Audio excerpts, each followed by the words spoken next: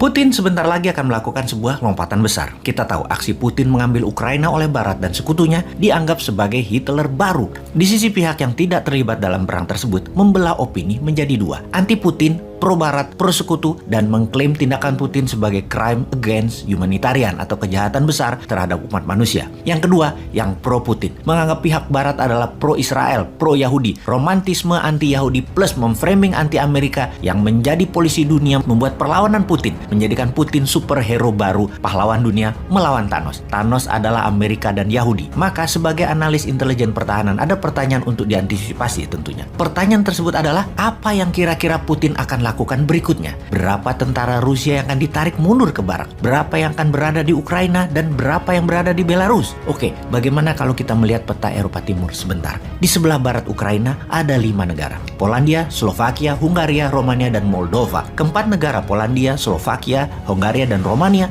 adalah anggota NATO. Kalau kamu menyerang keempat negara ini, maka kalian berhadapan dengan NATO. Kalian menyerang NATO. Sebuah fakta pertahanan sekutu di Eropa. Dapat dipastikan Putin tidak akan mengambil resiko itu, sehingga tinggal Moldova. Ukraina dan Moldova punya perbatasan darat yang panjang, hampir 1.200 km. Jika Putin mau, maka dia bisa memerintahkan langsung tentaranya untuk mengarahkan pasukannya ke Moldova. Rupanya rencana ini sudah lama dilakukan Putin, yang akhirnya rencana ini dibocorkan. Dan coba tebak, siapa yang membocorkan detail rencana Putin akan mengambil Moldova itu? Yaitu Presiden Belarus, Alexander Lukashenko, alias sahabat Putin terdekat. Minggu lalu, Lukashenko mengumpulkan seluruh pemimpin pertahanan Belarus membahas rencana perang Rusia. Ketika Lukashenko hadir, dia membawa peta besar Eropa Timur yang dipaparkan dalam pertemuan tersebut. Dalam peta tersebut, sangat rinci memaparkan rencana invasi Rusia ke Moldova. Sebuah hal yang sangat mengerikan kalau kita melihat apa langkah Putin tersebut, dan bagi Putin,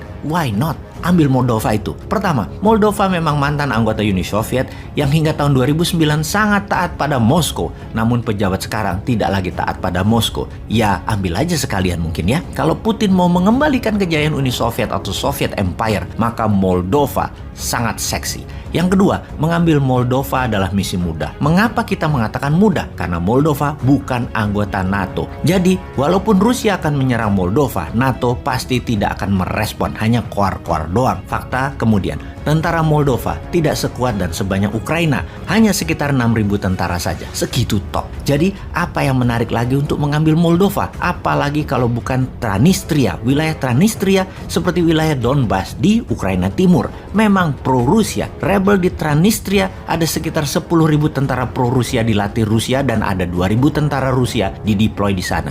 Transnistria posisinya di antara Ukraina Moldova di perbatasan sepanjang 500 kilometeran. Hanya menggerakkan Transnistria, pemerintah Moldova sudah pasti ambyar. Pertanyaannya, akankah Putin memberikan perintah tersebut? Semua tergantung dari misi penyerangan di Ukraina. Berapa lama Kiev bisa bertahan lagi? Berapa macam insurgensi atau gerakan gerilya bawah tanah bermunculan di Ukraina? Efek perjuangan rakyat dan tentara Ukraina yang memutus rantai komando utama menjadi satuan kecil-kecil. Semakin banyak, semakin sulit diredam Ukraina. Walaupun pemerintahannya sudah jatuh. Intinya, seberapa akan sibuknya nanti tentara Rusia di Ukraina. Yang menjadi pertimbangan juga adalah menginvasi satu negara sudah sangat beresiko, apalagi 2 negara. Ujungnya, Rusia akan punya 2 rezim boneka di negara Ukraina dan Moldova, namun tidak punya uang untuk mengelolanya karena kena sanksi ekonomi. Bisa-bisa terbatas sumber ekonomi yang di dalam negeri Rusia tidak punya, dan ini tergantung mitra Rusia, Tiongkok. Jadi jelas, Putin akan membangun kembali kejayaan Uni Soviet. Di pihak Rusia ada Lukashenko Belarus sebagai sahabat dekat dan Xi Jinping sebagai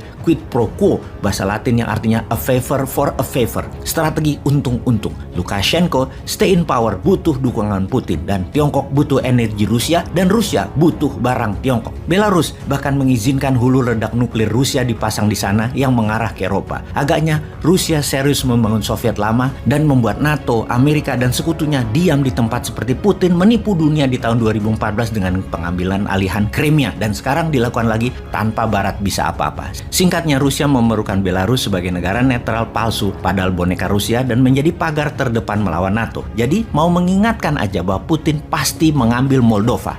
Kita Это страшнее ядерного оружия. Торрент-2, которые мы новые закупили, называют точки. Они, наверное, не секретные для натовцев, они все видят. Мы поставим С-400, который будет находиться чуть западнее Минска. 1000 раненых прибыли в Гомель.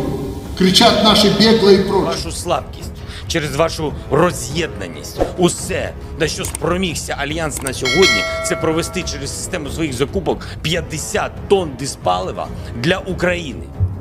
Мабуть, для того, щоб ми могли спалити Будапештський меморандум.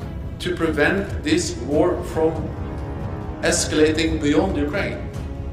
Because that will be even more dangerous, more devastating, and will cause even more human suffering. So we have made it clear that we are not going to move into Ukraine, neither on the ground or in the Ukrainian airspace.